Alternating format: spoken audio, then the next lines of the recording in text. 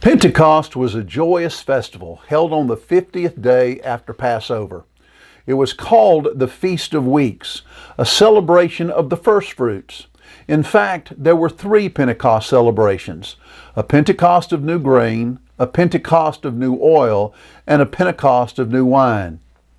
The day of Pentecost is associated with the giving of the law at Mount Sinai, that day that God descended upon the mountain, in which thunder and lightning flashes and a thick cloud upon the mountain and a very loud trumpet sound, so that all the people who were in the camp trembled.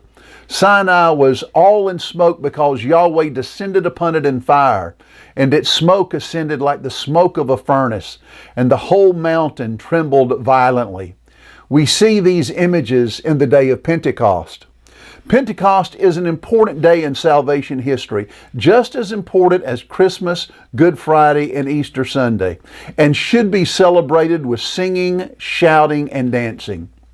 In Acts chapter 2, verses 1 through 4, Luke wrote, "And when the day of Pentecost had fully come, they were all together in one place, and suddenly there came from heaven a noise like a violent rushing wind, and it filled the whole house where they were sitting. And there appeared to them tongues like fire distributing themselves, and they rested on each one of them. And they were all filled with the Holy Spirit, and began to speak with other tongues, as the Spirit was giving them the utterance." And then verse 12, "And they all continued in astonishment and great perplexity, saying to one another, 'What does this mean?'" Notice the words astonishment and great perplexity.